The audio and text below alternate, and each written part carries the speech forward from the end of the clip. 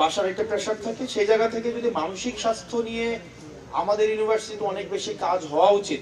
আমাদের জাতীয় যে স্বাস্থ্য বা জাতীয় সমৃদ্ধির দিকেই কিন্তু আমরা ধাবিত হব। এই পরিস্থিতিতে, এই বাস্তবতায় হামিম যেই পদক্ষেপটা নিয়েছে, ইনিশিয়েটিভটা নিয়েছে গত বছর থেকেই, 24 সাল থেকেই, সেটাকে আমরা অবশ্যই সাধুবাদ জানাই।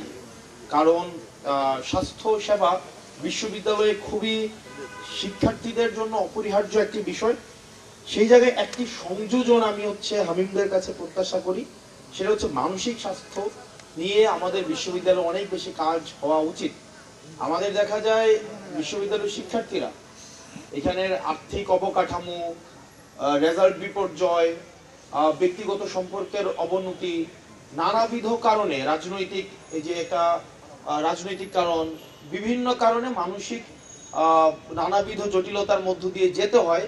এবং বেশিরভাগ ক্ষেত্রে আমরা যেহেতু মিডল ক্লাস ফ্যামিলির স্টুডেন্টরা আমাদের ইউনিভার্সিটিতে অনেক বেশি, তো দেখা যায় বাসার একটা প্রেশার থাকে,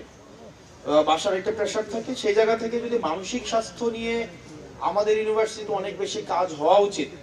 আমাদের তরুণ ভাইয়ের কথা মনে আছে কিনা আমি জানি না, হামিমের বিজনেস ফ্যাকাল্টির তরুণ ভাই, উনি হাজারীবাগে মসজিদ থেকে পড়ে গিয়ে মারা গিয়েছিলেন, আত্মহত্যা দিয়েছিলেন উনি। তো সেই জায়গায় মানসিক স্বাস্থ্য আমাদের এখন সবচেয়ে বেশি গুরুত্বপূর্ণ একটা জায়গা, যেখানে আসলে বিশ্ববিদ্যালয়ের শিক্ষার্থীদেরকে কেউ শুনতে চায় না। তাদেরকে মনে করা হয় তারা খুব রেসপন্সিবল মানুষ, তারা বাংলাদেশের সবচেয়ে রেসপন্সিবিলিটি নিয়ে তারা আচরণ করবে এবং তাদেরই সব দায়িত্ব। তো সেই জায়গা থেকে যদি মানসিক স্বাস্থ্য নিয়ে কাজ করার সুযোগ থাকে, বিশ্ববিদ্যালয়ের শিক্ষার্থীদের জন্য এটা একটা অনেক বড় উপশমের কারণ হবে।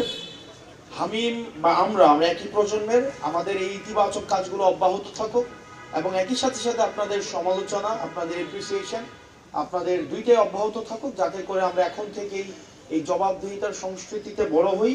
আমাদের মানসিক স্বাস্থ্য, আমাদের শারীরিক যে সমৃদ্ধি, একই সাথে সাথে এটার মধ্য দিয়েই আমাদের জাতীয় যে স্বাস্থ্য বা জাতীয় সমৃদ্ধির দিকেই কিন্তু আমরা ধাবিত হব। আপনারা এই ধরনের একটা আয়োজনের অংশ হয়েছেন এবং আমাকে এখানে ডাকা হয়েছে, আমি অনেক বেশি এখানে সম্মানিত বোধ করছি। আপনারা ভালো থাকবেন, সুস্থ থাকবেন।